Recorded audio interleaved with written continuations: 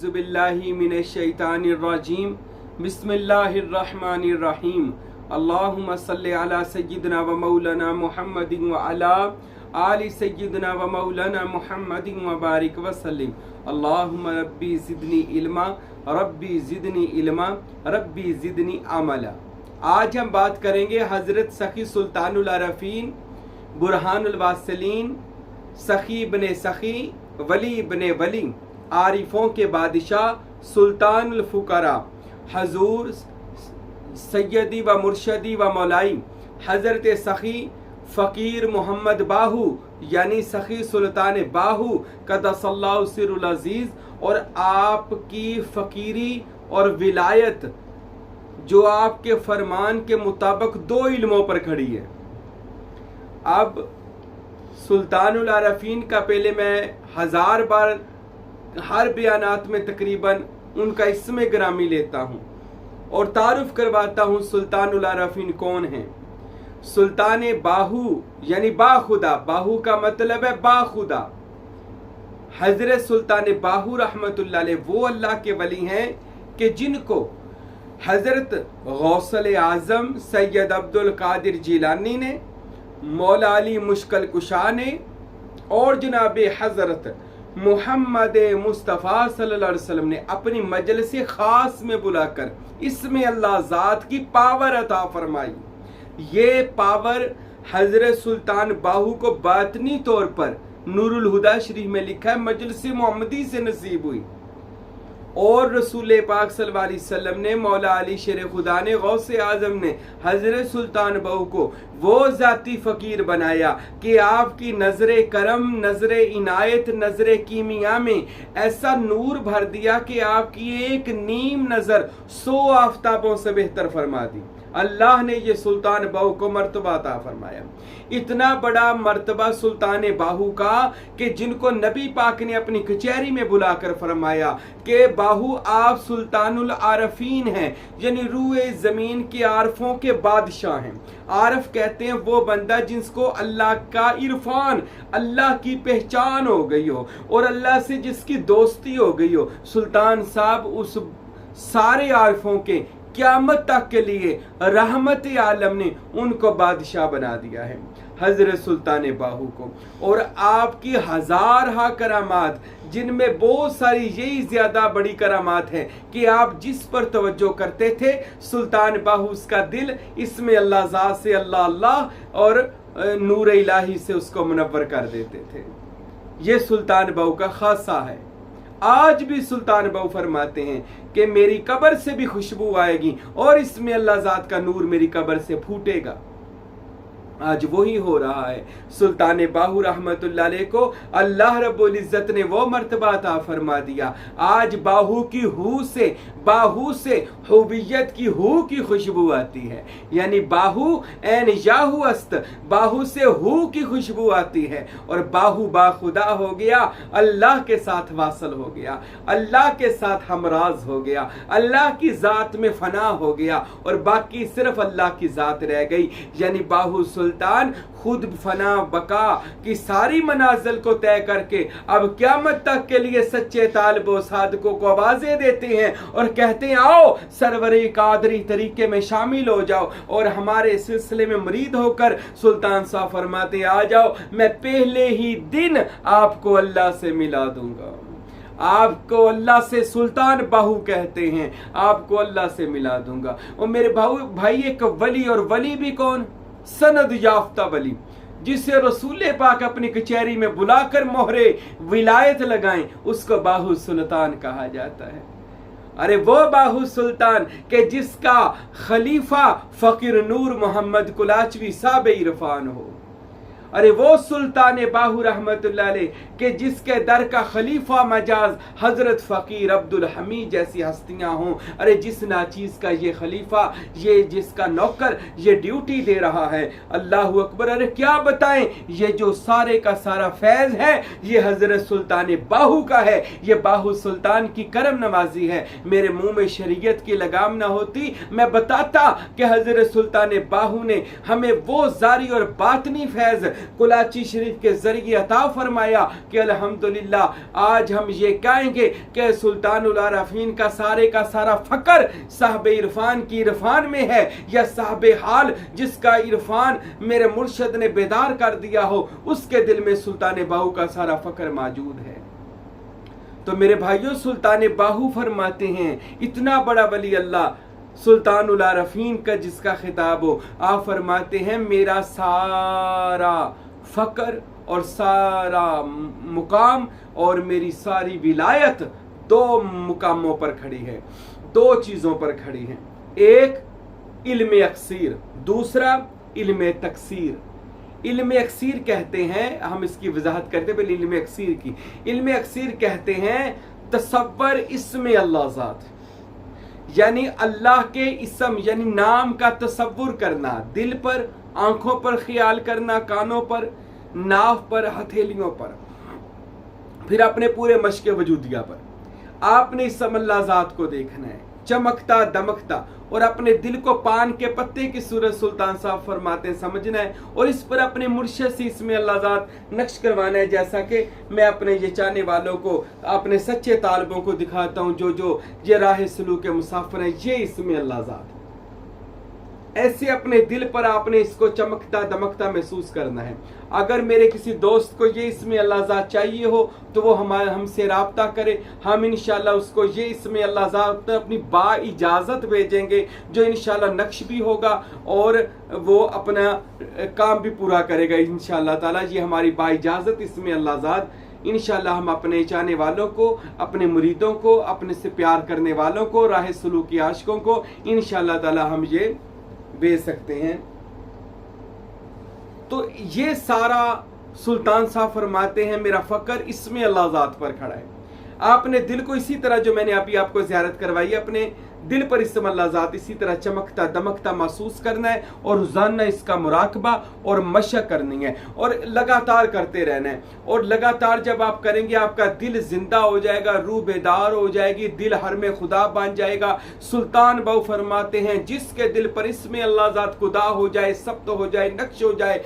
सुल्तान बाहू फरमाते हैं 7 आसमान 7 ज़मीनें अल्लाह उसके दिल के ऊपर उसका राज खोल देता है। उसका दिल खुदा का हरम, अर्श, खुदा की कुर्सी बन जाती है, खुदा का तख्त बन जाता है। जिसका दिल इसमें अल्लाह ज़ात से रोशन और मुनव्वर हो जाए, हजरत सुल्तान बाहू फरमाते हैं उस तालिबे सादक से अल्लाह कोई शय मख्फी नहीं रखता, हर शय उसके ऊपर अया हो जाती है, जमीन व आसमान हर शय अल्लाह उसके दिल पर उसको रोशन कर देता है। और उसका दिल कैसे हो जाता है कि वो, जैसे एक शायर ने कहा है कि दिल के आईने में है तस्वीर यार, दिल के आईने में है तस्वीर यार, जब जरा गर्दन झुकाई देख लिया, यानी दिल की तरफ तवज्जो की, अल्लाह की ज़ियारत हो गई। तो मेरे भाइयों, सुल्तानुल आरफीन का सारा फकर तसव्वुर इसमें अल्लाह ज़ात पर खड़ा है। और जिसको तसव्वुर इसमें अल्लाह ज़ात का नहीं पता, याद रखें, अगर जिसको नहीं पता वो सरवरी कादरी भी नहीं है, वो कोई पीर भी नहीं है, ये याद रखें। मैंने बहुत से ऐसे पीरों को और मुरीदों को जानता हूँ, खलीफों को जानता हूँ, जिनको तसव्वुर इसम अल्लाह ज़ात की हवा भी नहीं लगी और अपने आप को सुल्तान साहब का खलीफा कहते, सुल्तान साहब का गद्दी नशीन कहते हैं। और उनसे पूछ लो इसम अल्लाह ज़ात है क्या, वो कहते हैं हमें पता नहीं इसम अल्लाह ज़ात है क्या। कोई वजाहत पूछ लो तो बस एक सुना कर वो बात कर देते हैं। इनको पता ही नहीं सिरे से इसमें अल्लाह ज़ात की पावर का या इसमें अल्लाह ज़ात की ताकत का। बस सुल्तान साहब के नाम को इस्तेमाल कर रहे हैं, अपने मुर्शिद के नाम को इस्तेमाल कर रहे हैं। मेरे दोस्तों को इस चीज का नहीं पता तो सीख ले। ये सीखने का मतलब नफी करना है। अगर आप किसी से सीख लेंगे कोई आपकी नफी हो जाएगी, आपको जल्दी अल्लाह मिल जाएगा, मुराद मिल जाएगी। इसमें शर्माना नहीं, आपने ये नहीं समझना यार मैंने शर्म आती है या यार मैं पता नहीं चुक जावांगा, मेरे तो इन्ने मनण वाले ने वो की कहणगे बंदे को, किसी को साई महबूबे पीर को या किसी को भी इसम अल्लाह ज़ात सिखन चला गया, यार मैंने शर्म आती है। इसी शर्म में वो बंदा रह जाएगा, हसद कर करके हसद की आग में खुद ही जलकर फना हो जाएगा। बहुत से लोग, जो मेरा भी बयान सुनकर बहुत से लोग कहते हैं जी हम तो इससे ज्यादा जानते हैं। ओ माय भाई, ये बात याद रखें, सुल्तानुल आरफीन का करम है, आप पर भी हो सकता है, मुझ पर भी हो सकता है, पर याद रखें सुल्तानुल आरफीन रहमतुल्लाह अलैह का जिसके पास इल्म होगा उसको बताने की, ऐसे लोगों को ऐसे काम करके यानी अपने गुरूर और मुतकबराना और अना के अंदाज में बताने की जरूरत नहीं पड़ेगी। सुल्तानुल आरफीन फरमाते हैं, एन इश्क जिना दे हड्डी रचिया यो ते फिर दे चुप चपाते हूँ, लू लू दे मुड लख जबानी यो ते कर दे गूंगी बातें हूँ। सुल्तान साहब फरमाते हैं जिसके पास इस अल्लाह ज़ात की पावर हो उसको बताने की ज़रूरत नहीं पड़ती कि मेरे पास इसमें ज़ात है। अल्लाह की कसम ये जो मैं बातें बताता हूँ ये मैं बड़ा ही सोच समझ कर बात करता हूँ। अभी सुल्तानुल आरफीन का इतना फजल और इतना करम है, इतना पावर उस सुल्तानुल आरफीन और इतना रूहानी नॉलेज और इल्म लदुन्नी दिया है कि मैं ये आपको इस तरह बता नहीं सकता। तो ये सुल्तान साहब का करम है। कब होगा? जब आप सुल्तान साहब के सही मानों में मुरीद होंगे। हसद को छोड़े, किसी से जले ना, इस चीज को दिल से निकालें। जिसके पास है, हसद करने से क्या होगा? आपका पहला काम भी खत्म हो जाएगा। अगर आप ये चीजें को हासिल करना चाहते हैं, किसी आप भी उसके हो जाएं या उसकी तरफ जिसको अल्लाह ने ये ताकत दी है, इसम अल्लाह ज़ात दिया है, दुआ करें या अल्लाह जैसे इसको दिया है मुझे भी अता फरमा, और अपनी नफी करें और सीख लें। इसमें ये नहीं है मैं बूढ़ा हो गया और ये जवान है मैं इससे सीखूंगा। बाबा फरीदगंज शकर रहमतुल्लाह अलैह, आप जब मरीद होने के लिए ख्वाजा कुतुबुद्दीन बख्तियार काकी रहमतुल्लाह अलैह के पास गए थे तो ख्वाजा कुतुबुद्दीन बख्तियार काकी की उम्र 15-16 साल थी और बाबा फरीद बूढ़े हो रहे थे। जब बैत हुए तो दिल में आया यार इतने बूढ़े जवान बच्चे का मरीद हूं, लोग क्या कहेंगे। तो उसी वक्त तो हजरत ख्वाजा कुतुबुद्दीन अपने हुजरे में गए। जब बाहर आए तो बूढ़े और ज़ईफ हो गए और फरमाया आप मेरे मरीद हो जाओ फरीदुद्दीन, अब तो मैं बूढ़ा हो गया। ये याद रखो इमाम जो होता है वो गोद में भी इमाम ही होता है। हजरत अली असगर गोद में थे, इमाम अली मुकाम के, वो इमाम ही थे। उनमें कोई फर्क नहीं, उनके मर्तबे में या उनकी शान में फर्क आता। तो मेरे भाइयों ये हसद करना छोड़े, खिलाफ बातें करनी छोड़े, हसद करना छोड़े। हसद करने से ना आपको कोई फायदा होगा ना मेरा कोई नुकसान होगा। हाँ ये जरूर होगा, नबी पाक ने फरमाया हसद करने वाले का ये हाल होता है कि वो उसी हसद की आग में जलकर मर जाता है, फना हो जाता है। और आपने अगर कुछ लेना है तो सीखें, अभी जिंदगी पड़ी है। इसमें अल्लाह ज़ात के करोड़ों राज हैं, अल्लाह की कसम इसमें अल्लाह ज़ात के हजारों लाखों राज हैं। मैंने तो अभी कुछ राज भी नहीं बताए आपको, अभी तो लाखों राज हैं इसमें अल्लाह ज़ात के। और ये मैं आपको एक खास बात बता दूं, खास भी नहीं खासुल खास बात, इसमें अल्लाह ज़ात ना तो मशक़ें करने से मिलता है, ज़ियारात ज़रूर हो जाती हैं, ज़ियारात हो जाती हैं, ये बड़ी ख़ास बात है। इसमें अल्लाह ज़ात तो किसी कामल मुर्शिद की बख्श से मिल जाता है, वो बख्श देते हैं कि जा बच्चा तेरा दिल जिंदा हो गया। ये कामल मुर्शिद अपने मुरीद को इसमें अल्लाह ज़ात से उसका दिल अपनी तवज्जो से उसके दिल पर इसमें अल्लाह ज़ात नक्श कर देता है, सब्त कर देता है। तो सुल्तान बहु फरमाते हैं मेरी सारी फकीरी इसम अल्लाह ज़ात पर खड़ी है। अब इसम अल्लाह ज़ात पर तेरे में और मेरे पीर की फकीरी खड़ी है, विलायत खड़ी है।